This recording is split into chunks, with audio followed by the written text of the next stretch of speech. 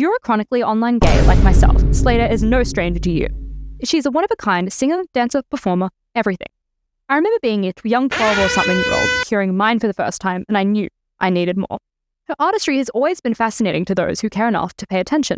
To some, her music seems, for a lack of a better term, insane. But if you really watch and listen, one comes to find she puts her whole slayer seat into it. Her songs showcase this promiscuous, provocative, flawed, and messy side of herself. But she's charismatic, and she's real, and relatable, and she doesn't even try too hard to be.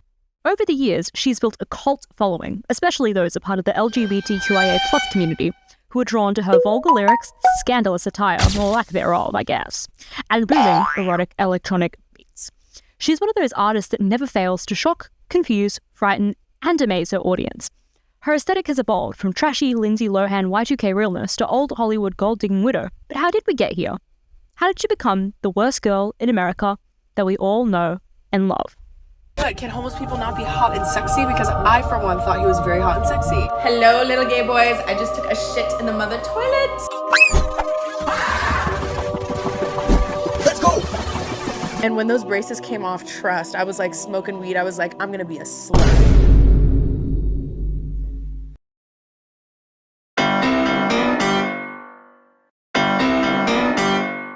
Slayyyter hails from St. Louis, where she says she kind of lived her whole life. She describes most of her youth feeling like a bit of an outcast. After years of private schools, she made the switch to public school and was offered great music classes for the first time. She grew up listening to Britney Spears, Lady Gaga, and later developed an appreciation for early 2000s culture. She recalls watching TMZ videos of Paris Hilton leaving the club, fascinated by the celebrity world. Before she made her official debut as slayyyter with 3 Ys, she began uploading songs under the name slayyyter, but no, just spelled S-L-A-T-R, on SoundCloud. Her first song was Swimming Pool, which was uploaded on November 28, 2017. During this time, she was working at a hair salon and working as a cam girl to pay for beats. Then she discovered who changed the trajectory of her career, Aisha Erotica. She reached out to Aisha on Twitter, who then went on to produce a number of her breakout hits. In 2019, slayyyter released her self-titled debut mixtape. It accumulated a cult gay following, especially after it was used on a bunch of edits on Stan Twitter, which personally, that's actually how I came across it. Somehow I think it made its way to YouTube or something. Who even knows? I didn't even know who the singer was. I just knew that I loved it. Yeah. Who even knows how old I was? Definitely too young to be listening to slayyyter, that's for sure. In 2021, she released Troubled Paradise, which showed her exploring different styles, sounds, aesthetics, and her lyricism had seriously improved. Her gay following continued to grow, which resulted in sold-out shows and her headlining Pride festivals all over the world. In 2022, she even found herself on a Coachella stage with my close and personal friend, and also friend of this YouTube channel, feature on this YouTube channel as well, Rebecca Black. Of course, I had to mention her. I feel like I've literally mentioned her in every video, side note. Crazy. When 2023 came around, so would her next project, Starfucker, which was flooded with 80s synths, old Hollywood aesthetics, and a visualizer for each song. Girls, gays, and days were all sat. As for the rest of the world, or as I like to call them, haters of whimsy and fun and joy, it swept under their radars. Sure, songs amassed millions of views across multiple platforms. She was able to tour this album internationally, but ask any other person besides gay people who slayyyter was, crickets. By the time she was done promoting and touring Starfucker, slayyyter considered quitting music altogether after her next project. What? She had spent so long working her ass off on her previous 3 records and was convinced she would never make it bigger. Defeated, she went into the studio and basically said, fuck it. If this is the last project I ever make, let me do this my way. So she got to work. She gave a little taste of this era with the release of No Comma, and also hinting at Broke Bitch Freestyle, which she performed at her 2024 Boiler Room set. I'm super jolly though that she confirmed Broke Bitch Freestyle's release. The first single that she put out, that she dropped on the 1st of August, was Beat Up Chanel's, which I claim my spot as an OG Beat Up Chanel's fan because I was sat when this dropped. I knew from the second I heard it, she was ready to change music for good. In September, Cannibalism dropped, which at first didn't really connect with me, but don't worry, girl, I get it now. But then a few days after Cannibalism released, she was announced to be performing at Coachella. And then everything changed. I get so gay off that tequila, Finally, a Slayyyter song I relate to, the gay part, not the tequila part, to be clear. Then after Crank came Dance. She announced her new album, Worst Girl in America, after the single came out, and it was announced it would be out March 27th of 2026. Then in mid-February, Old Technology came out, and then a bit over a month later, we were given one of the best pop albums of the decade. And this album, it defied all of my expectations. Now, Slayyyter describes this album as iPod music, which to her means the sort of music that you'd find on an iPod from the late 2000s to early 2010s.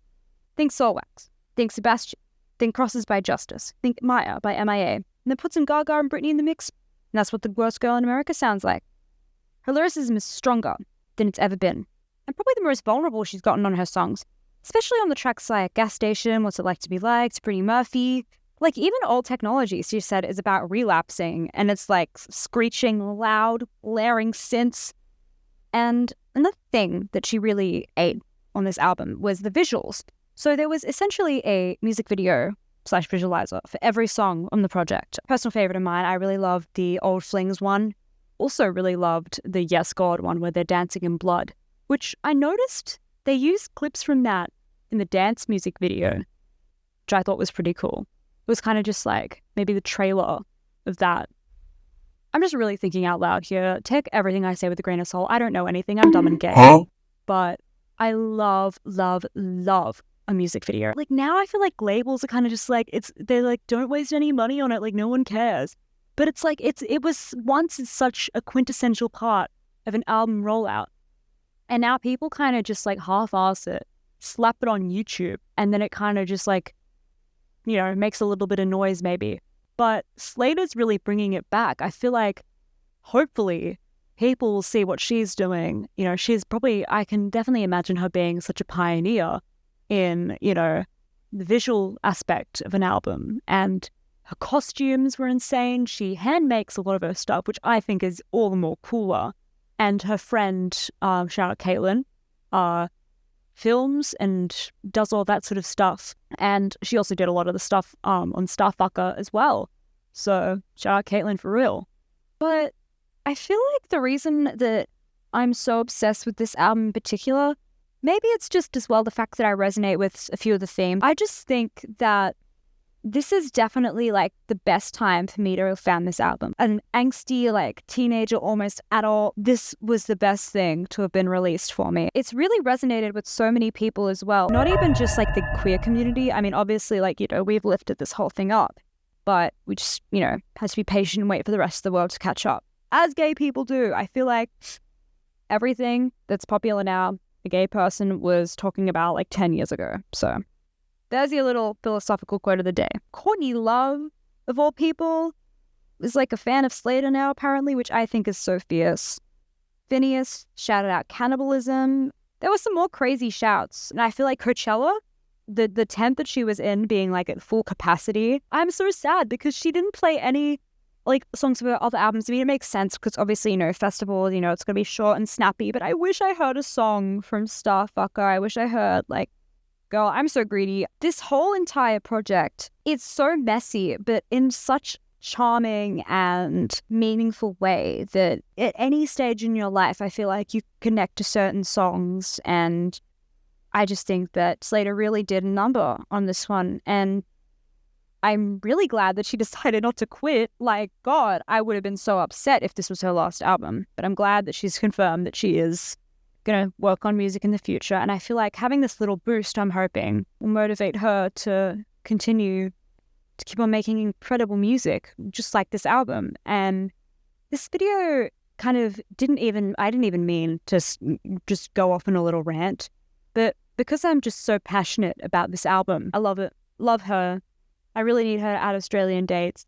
God, why was I 11 years old when she performed the Yayas? Like, what the hell? That's like one of the best gay clubs in my hometown. Like, what? Where was I? I was 11 years old. I was rotting away. I need her to come to Australia. By the time she comes to Australia, she's going to be so huge. She's going to be selling out stadiums. But I'm happy for her. No one deserves this more than her, for real. Love her so much. I really appreciate anyone who watched this video, Slayyyter. If you're watching again, please add Australian dates. Yeah, this has been the worst girl in America. Maybe this is like the worst video essay on YouTube. Maybe that's what it is. Bye. Canteen. I'm your mother.